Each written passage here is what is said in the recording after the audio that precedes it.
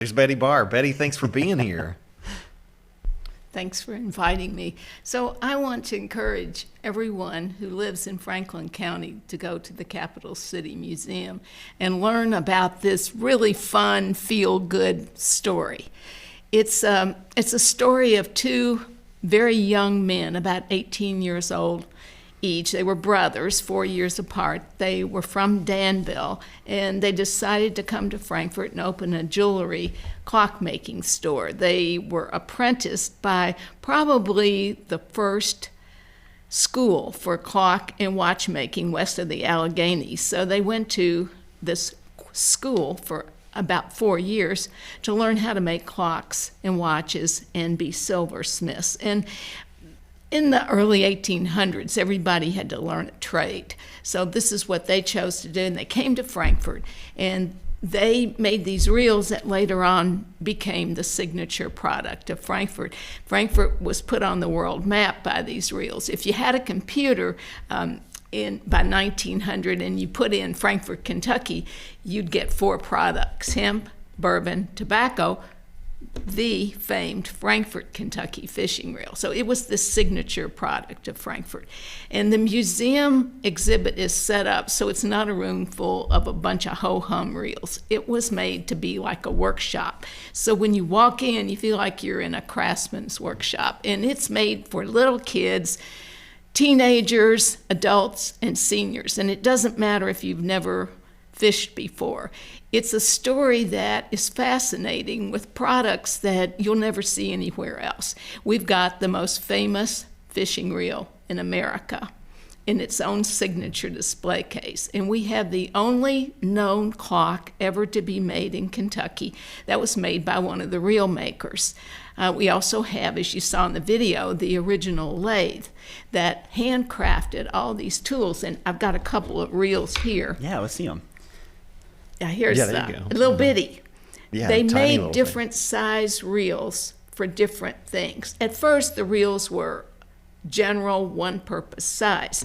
And this is what they probably started with when the dude in town, Mason Brown, he was a circuit court judge. And he probably had a reel something like this.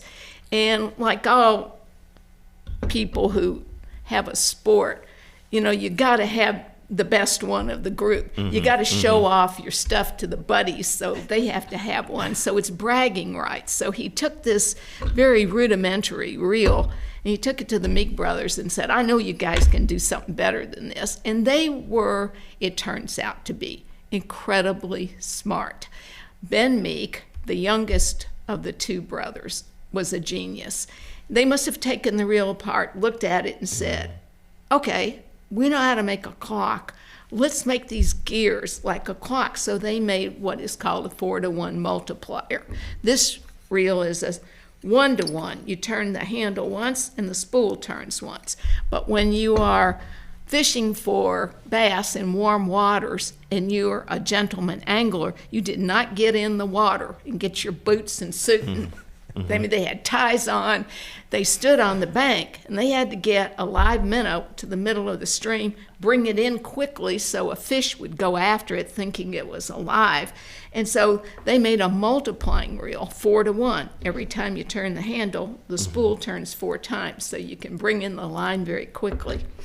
And they came up with this, and it set the world standard. It's a standard still used today. So you could cast a minnow out. You had about a 12-foot cane pole, put it under your arm, cast it out, and you brought it in quickly. And this Mason Brown was catching more fish than his buddies, obviously. So they went back and said, hey, make me one. So that by 1910, they were getting world's medals at the World's Fairs, which was a big deal at the time. It was a huge trade show where everybody showed off their latest inventions and products. I'm learning things, Zach. I'd never thought about it. I'm soaking it all in. This is amazing. Yeah, I'd never thought about it, but yeah, that makes total sense, and it's very neat. And Betty, you brought in those reels, and we were having a peek at them before the show started. And as many things, early 19th century are, the craftsmanship is just obvious, and they're gorgeous. and you can tell that these guys were clockmakers and jewelers, and just the attention to detail, and they're beautiful to look at to me. Just so I was really interested in it. Where did the idea come from for the exhibit?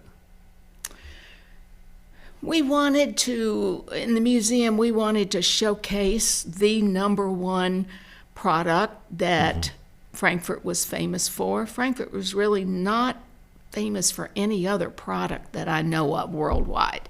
This was something that distinguished the city.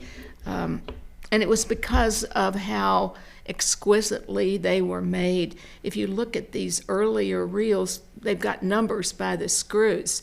And the reason for that is everything was handmade, including the screws. Not until 1875 did we have standardized screws. So everything had to be made precision. And in the beginning, they only made 8 reels a year.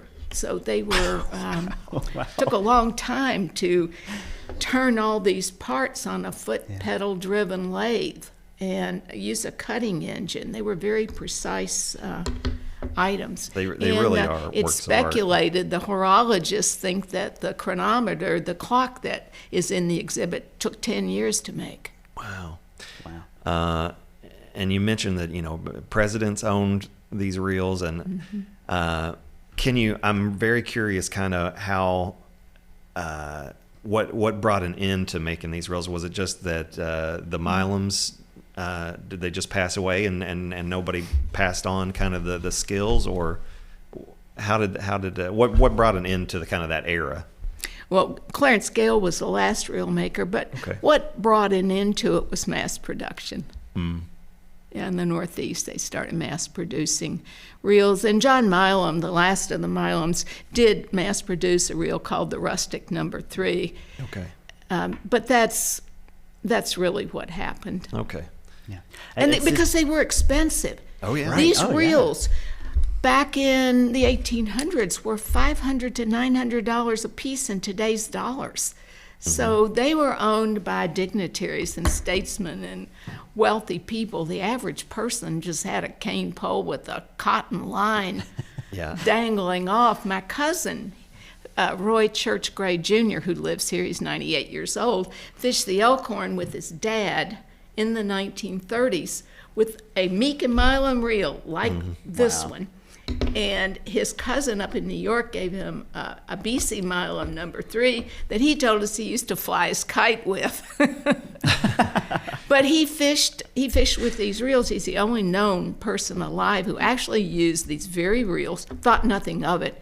Yeah. He, when we were up there, I asked him what he fished with, and he literally turned around to this cabinet, pulled out a brown paper bag, and pulls out these 2 reels. He said, "Here, these are the reels I fished with." And we were pretty astonished that they were the actual Meek and Milam reels.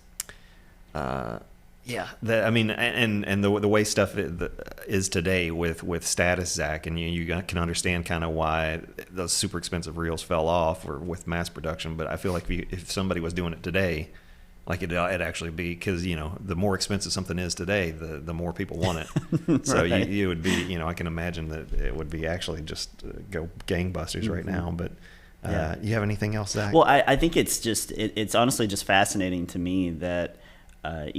Frankfort and Kentucky in general are known for bourbon and Kentucky Derby, of course. And so it's fascinating to me that this was such a pillar here in Frankfort was the construction and the making of these reels here, and how fascinating that was. And just and I'm so glad that you all have this exhibit, so people can come into the Capital City Museum and learn all about this history and the exhibit from the exhibit itself. Betty, do you know how long you all anticipate this exhibit being around? How many months or throughout the year can folks come and check years. this out? It was installed as a permanent installation. Yeah, love it.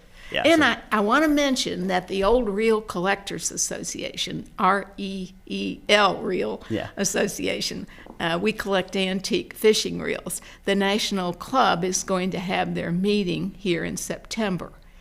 And so antique reel collectors from all over the United States will come, and they'll see the exhibit and also show off their own reels and buy and sell and trade, and the public is invited on this Saturday. So that's a very fun place to come and see what everybody has, because these are very coveted by collectors. Yeah. When can people come into the Capital City Museum? What are the hours down there? It's free, and Okay. it's open Monday through Saturday, 10 to 4. You can't beat free. You can't be free. Can't beat No. free. And the exhibit, as well as the entire museum, is brand new. So it's been all redecorated, redone, repainted. We have a wonderful gift shop. It's fun for all members of the family, and I can't stress that enough. Everybody needs to know our story, because if you know history, it gives you a path to the future, and everybody will enjoy being in this workshop. We even have an interactive portion for kids so they can see how a multiplier works. I like it. I like it. Betty, thanks for coming in. We really appreciate it, and we hope to see you again soon. Thank you. All right. Thanks again to Betty Barr for coming in and sharing that with us. Absolutely loved having her on and reminding our folks about history here in Frankfort, and they can go down to the Capital City Museum.